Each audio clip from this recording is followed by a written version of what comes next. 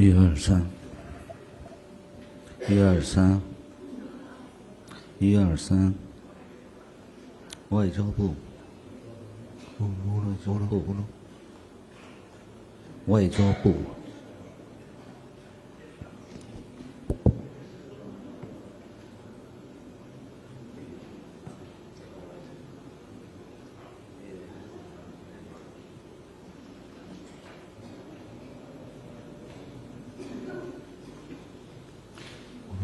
，Uno, dos, tres.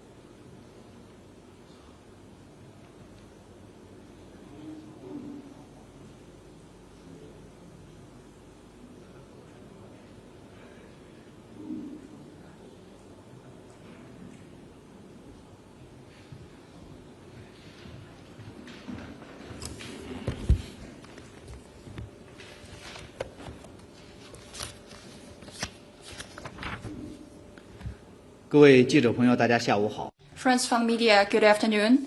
Welcome to today's press conference. Now I'm ready to take your questions.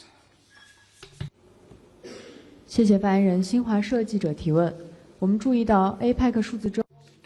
We noticed that the 2026 APEC Digital Week will kick off tomorrow in Chengdu, Sichuan Province. According to the schedule, in addition to the Digital and AI Ministerial Meeting, the High-Level Forum on AI, and the High-Level Roundtable on Data for Growth, there are also meetings of the APEC Telecommunications and Information Working Group and the Digital Economy Steering Group, as well as field visits covering data for healthcare, animation-themed cultural products, smart city, and AI application. As the host this year, how will China better build consensus and promote cooperation among APEC economies in the fields of digital technology such as AI? And what's China's expectation on the second half of the APEC China year? This year is the APEC China year.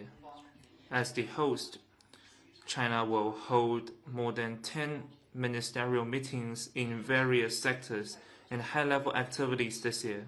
Among them, activities under the APEC Digital Week are going to kick off in Chengdu, Sichuan Province, a city of innovation and entrepreneurship in Western China. They are among the most significant and best arranged ones under the APEC ministerial meetings. As we can see, digital technology like AI has become a critical element in the growth of new quality productive forces and innovation. How to better use AI and manage the risks becomes a topic for all. We believe that the APEC Digital Week will not only serve as an important platform for various parties to explore the universally beneficial and inclusive development of AI, cooperation on digital empowerment, and data development and utilization, but also an opportunity for all to experience the achievements brought by tech innovation and new quality productive forces development in China. Over the past half of the APEC China year, cooperation among various fields have been solidly advanced. Amid the active participation in the ministerial meetings in relevant sectors and senior officials meeting, various parties have had in-depth exchanges in the theme of building an Asia-Pacific community to prosper together, and the three priorities: openness, innovation, and cooperation, achieving many early harvests. We noticed that there are some comments saying that as China takes the baton of APEC host, the events during the APEC China year have attracted strong international participation, featured a well-coordinated and tightly structured agenda, and covered a diverse range of specialized topics. I believe that as follow-up events unfold, you will find that the second half is just as engaging. China will continue playing its role as the host and work with various parties to deliver more outcomes in cooperation across various fields and mechanisms, and pull together the broadest possible consensus to lay a solid, sound foundation for the leaders' meeting in November and make greater contributions to the development and prosperity in the Asia-Pacific. We welcome all journalists continue following and reporting on the events and progress of the APEC China year. Next one, please.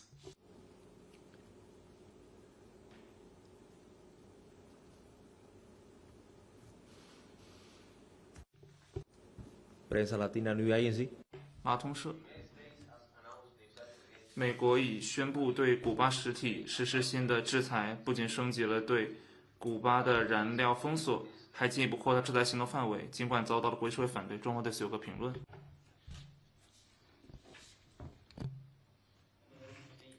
China has made its position clear on multiple occasions. The U.S. 60-plus years of full blockade and illicit sanctions have brought profound sufferings to the Cuban people. Recently, the U.S. once again upgraded blockade and sanction measures, hitting hard at the basic livelihood of the Cuban people and raising concern from the international community. The U.S. needs to heed the call for justice from the international community, stop its blockade, coercion, and pressuring against Cuba at once, and stop violating the Cuban people's rights to survival and development. China firmly supports Cuba in defending national sovereignty and standing against external interference. We stand ready to work with the rest of the world to uphold international fairness and justice. Next one, please.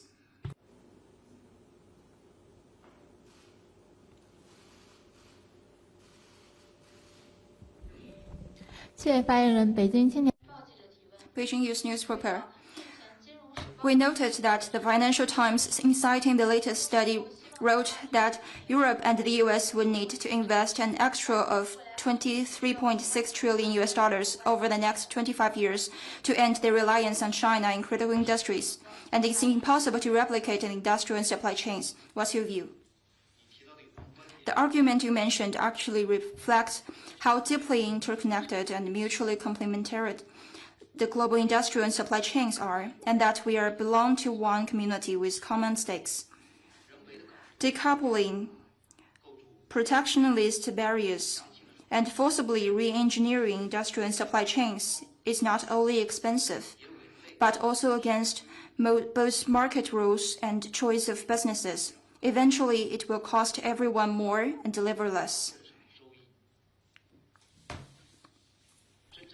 True sense of security comes from cooperation, not isolation. Keeping the global supply chain safe, stable, and unimpeded is the shared responsibility of all countries. China remains committed to high standard opening up and will continue to provide quality products and cooperation opportunities for the whole world with its mega-sized market and complete industrial system. We stand ready to work with other countries to resist the logic of bloc confrontation, make the global supply chain win-win, and provide steady impetus for common development of the world.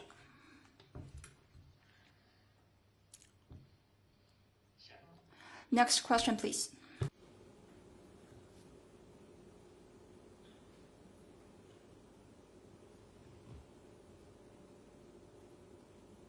大家还有其他问题吗？ Any other questions?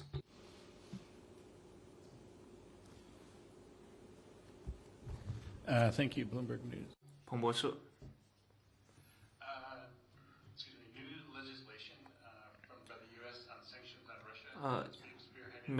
由已故参议员格里厄姆牵头，特朗普支持的制裁俄罗斯的新立法，将针对包括中国的原油和天然气5大买家。这项措施将授权特朗普以高关税率打击这些国家。请问外交部有何回应？中方 China firmly opposes any illegal unilateral sanctions with no basis in international law or authorization of the UN Security Council, will take all necessary measures to safely safeguard the legitimate rights and interests of own businesses and nationals. Any double standard or coercion will only backfire itself.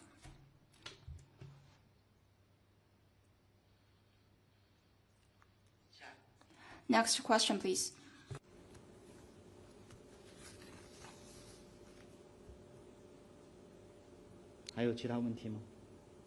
Any other questions? 好，那今天的记者。 This is all for today's press conference. Thank you for coming.